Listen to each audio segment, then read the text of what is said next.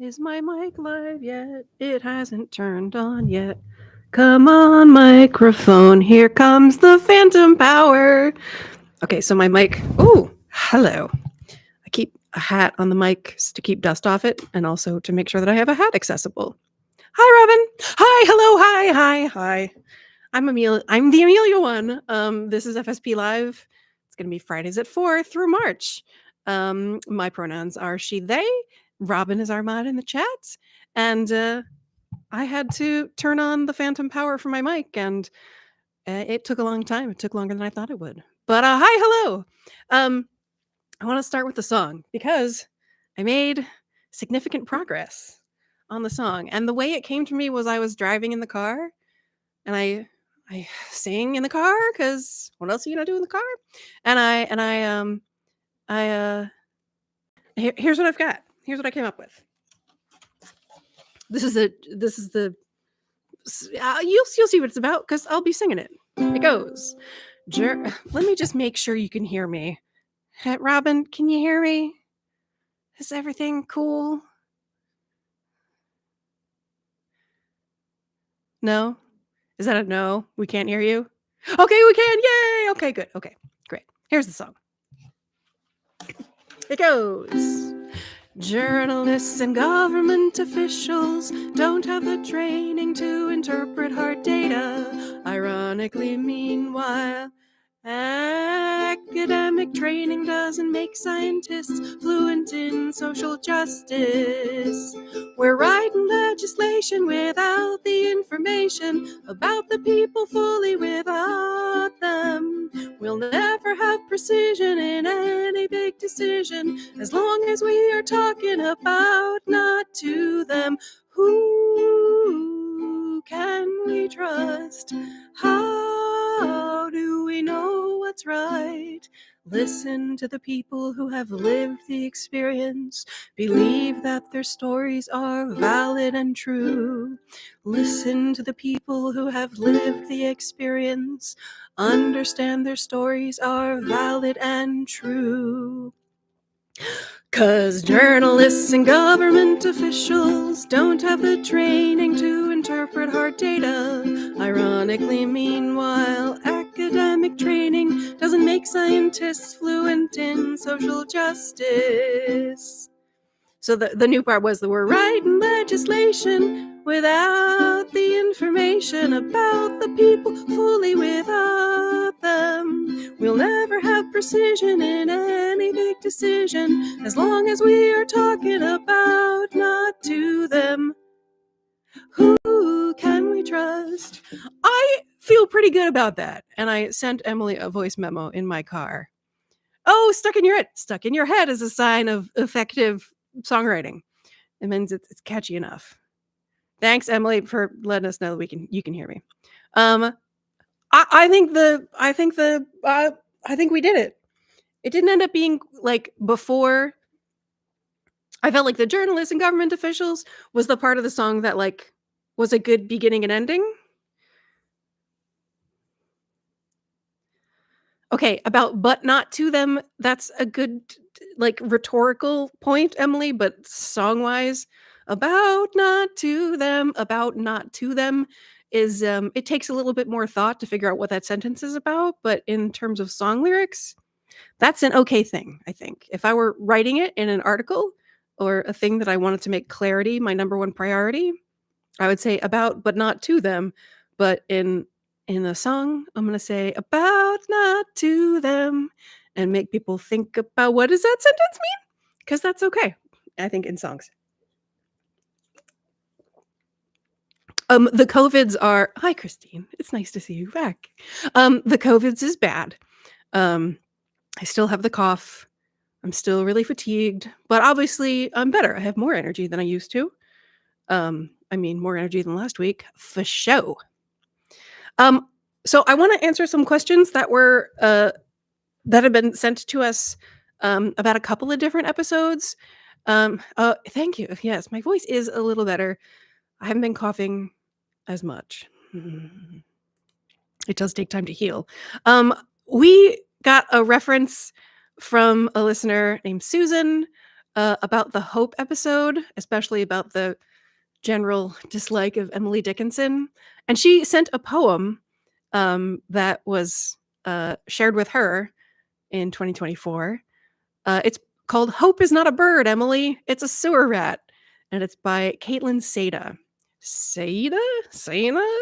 I don't know how to pronounce it. It's spelled Seida. Seda is my guess. It might be Sida. Anyway, Caitlin Seda is the name of the poet. I'll put it in the chat. And then you can Google it if you are interested in knowing who it is. Except that I can't do that right now. Okay, yes I can. Boom, there she is. Okay, the poem goes like this. Hope is not the thing with feathers that comes home to roost when you need it most. Hope is an ugly thing with teeth and claws and patchy fur that's seen some shit. It's what thrives in the discards and survives in the ugliest parts of our world, able to find a way to go on when nothing else can even find a way in. It's the gritty, nasty little carrier of such diseases as optimism, persistence, perseverance, and joy, transmissible as it drags its tail across your path and bites you in the ass. Hope is not some delicate, beautiful bird, Emily. It's a lowly little sewer rat that snorts pesticides like they were lines of coke and still shows up on time to work the next day looking no worse for wear.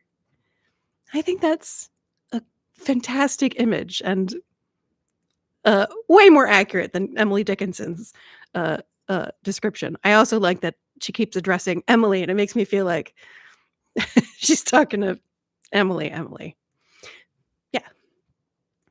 Another thing to add to a past episode is our episode on Asperger and the Asperger syndrome. From who is it from? Who is it from? Let me find it. I'm pretty close to finding it. I'm not. I missed it somehow. I had it right here. Oh, real quick thing. Somebody asked if we have a source of information for how to sleeping. And the answer is Matt Walker's Why We Sleep. If you're interested in more of the nitty gritty details about sleep by Matt Walker, Why We Sleep. Robyn, can you find a link to that and put that in the thing? Description or chat or whatever we're doing? Okay. This is from Nadia. Nadia emailed us about our Asperger episode, which the vast majority of that information I got is from Asperger's children. And she's right that I left out Eugen Bleuler, which is the most fun name to say. Eugen Bleuler was another research psychiatrist, another acting, giving treatment psychiatrist. And he also talked about autism and autistic stuff earlier than Asperger or Kana. And here, Nadia sent me information on a Jewish Ukrainian woman scientist named Grunya Sakhareva or Sakhaviera, or no, it's probably Sukhareva. Sukhareva is probably it. It was transliterated in German as something else. Oh, it's because it's not here. It was in the Wikipedia article. Here's the link to the Wikipedia article on her.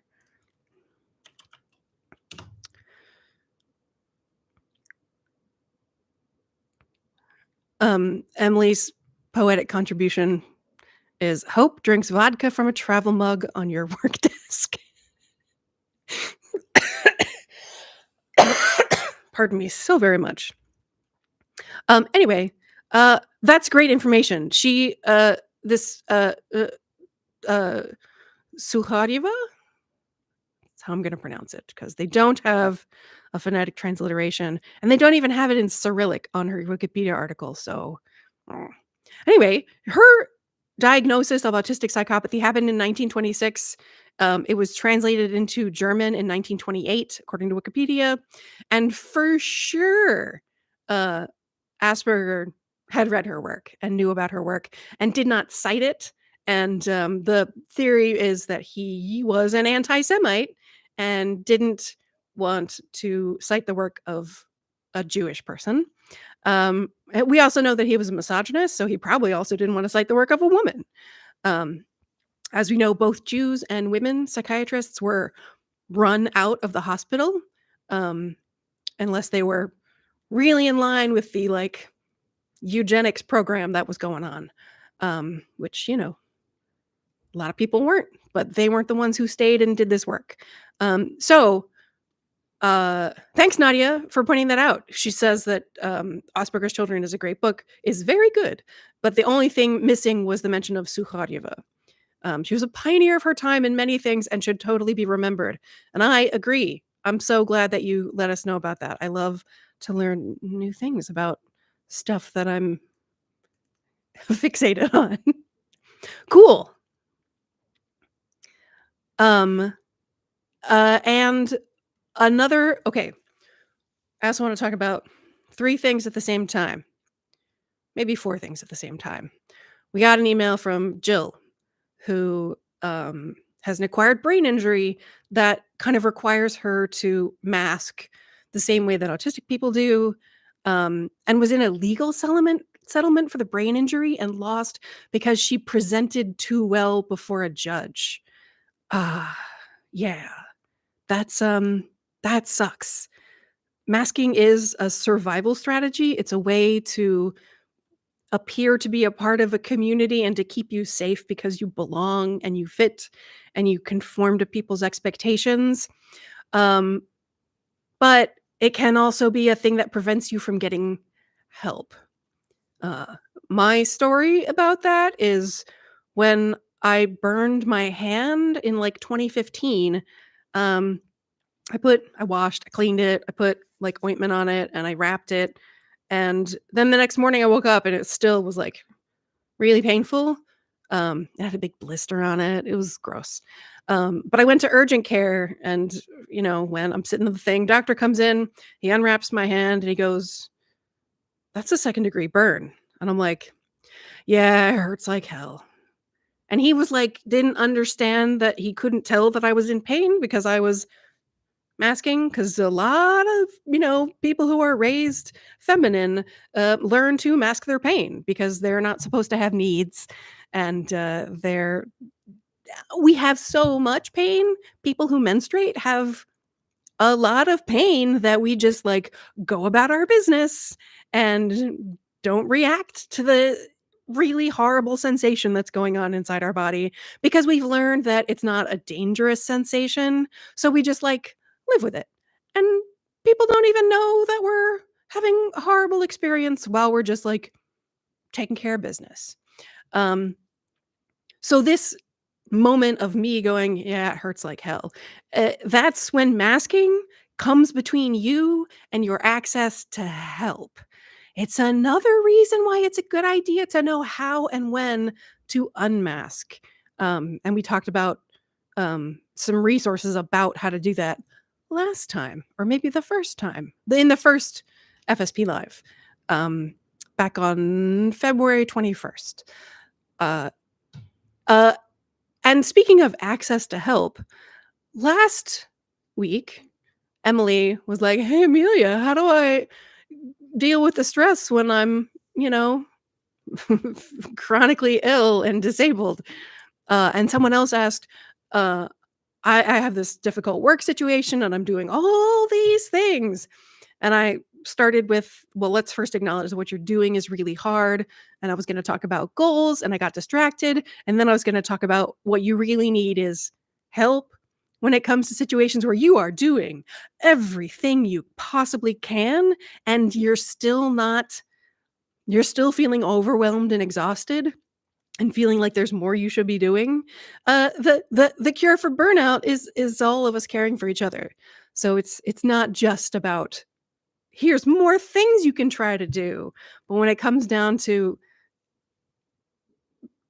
being overwhelmed and exhausted and already trying so hard, the thing you need to do is change your circumstances by getting help from the people that you're employed by, or just your regular support network outside of work. The people who care about your feelings as much as you care about theirs, they are the important ones who are gonna reinforce to you that you are already doing enough, that it's not your responsibility to make the world perfect, and it's not your responsibility to adapt to everyone else's expectations. That you sometimes when you're managing stress, the solution is get help. Have have people around you who are going to remind you that you deserve help and that you deserve to feel better and it's not your only job. Um that's a thing that I was remembering from last week and was like, I should have said that, but I got distracted. And one more email that we got from another singer who is a late diagnosed autistic singer who also loves Dana K. White, had two recommendations for podcasts. I have not listened to them, but based on the fact that she's a singer and loves Dana K. White, I'm going to let you know what they are. The one is Overcome Compulsive Hoarding by an anonymous hoarder who has a lovely voice and is incredibly thoughtful. I love a podcast where the podcaster has a lovely voice. I think that the that's the ideal podcast, is someone who speaks well. And I know that everyone is sensitive to voices, but I know that I have a particular difficulty listening to a speaker who does not use their voice well. It grates on me tremendously.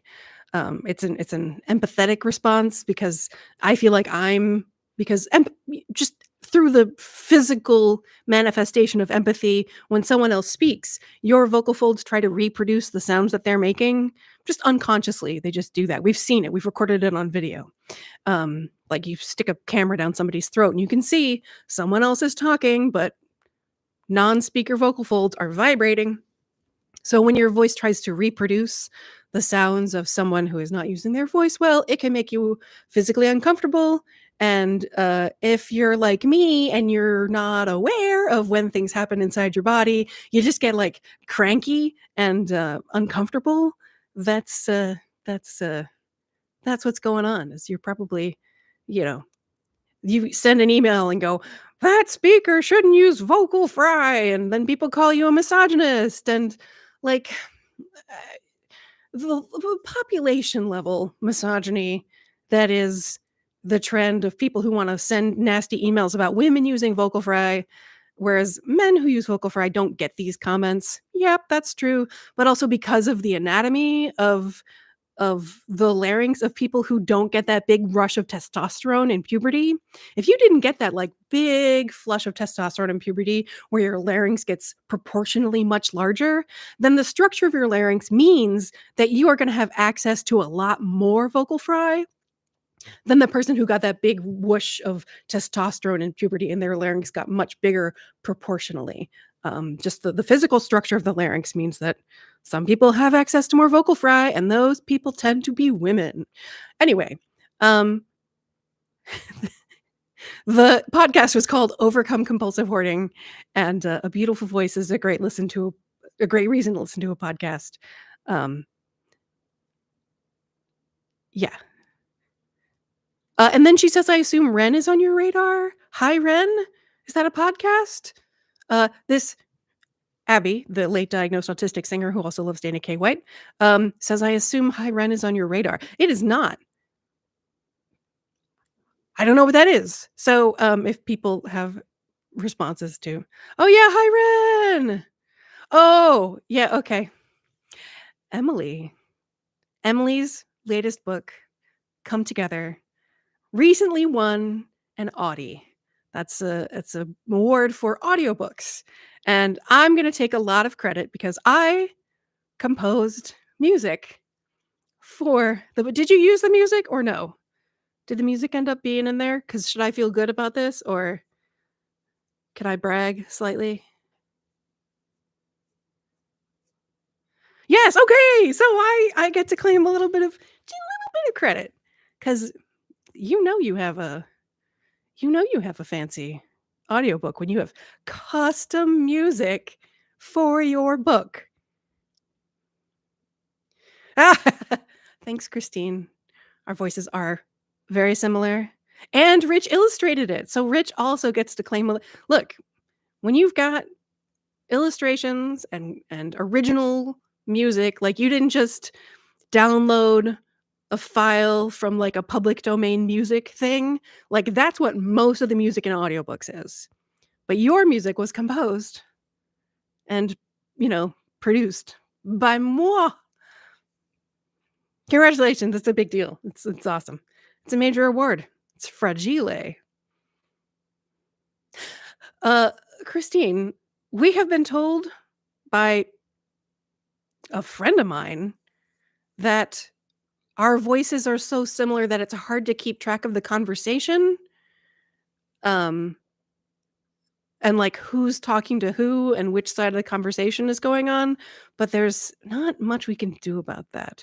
And another person who also knows me but not quite as well says he has no problem telling us apart vocally. So I don't know what to tell you. Commons book had original music by professionals. I'm a professional. I'm literally a professional. Pardon me. Okay. So the cough is getting pretty uncomfortable. Yeah. I'm drinking sugary caffeinated beverages. Um because I know they're unhealthy, but caffeine is important and I'm COVID, I don't have any appetite, so I'm just getting calories any way I can. Yeah, sorry. Um in case anybody is new, I could play hold on. Do we have a there's like 8 people and not all 8 of you were here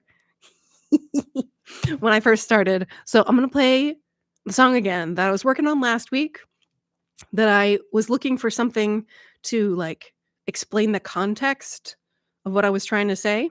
And I think I figured it out. I'm going to sing the song again. I feel quite proud. Literally a professional, Emily. I have a doctorate.